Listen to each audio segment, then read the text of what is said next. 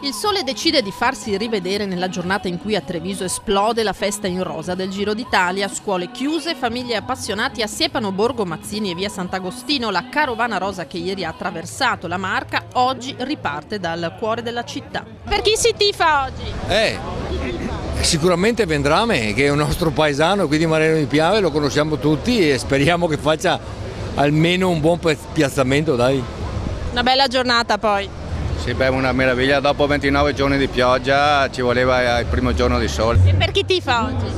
Beh, Nibali e dopo anche quei altri. Io vengo da Forlì, non abito a Treviso.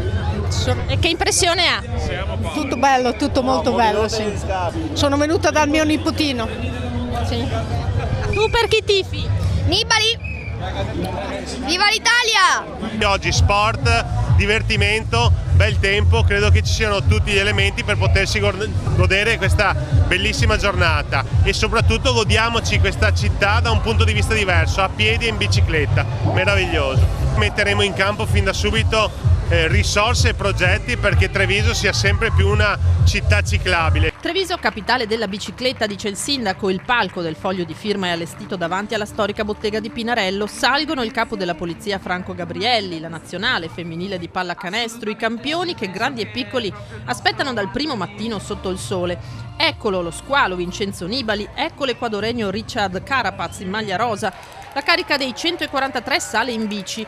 La tappa che li porterà a San Martino di Castrozza inizia con la passerella cittadina, in una Treviso addobbata in ogni angolo. Giro d'Italia che è vetrina del territorio. Il presidente del Veneto Luca Zaia, puntuale alla partenza, annuncia che si stanno già organizzando gli appuntamenti veneti del Giro 2021. Stiamo già abbozzando un progetto di visibilità per i territori e stupiremo con tappe sicuramente che faranno parlare. Direi che non c'è Veneto senza Giro, non c'è Giro senza Veneto. Abbiamo chiuso la fase dei 100 anni della Grande Guerra con il 2018, per cui adesso ampliamo tutto quello che sono ricorrenze storiche ma anche eccellenze dei territori dal punto di vista agroalimentare e magari anche eccellenze dal punto di vista industriale e artigianale. Il Giro è questo.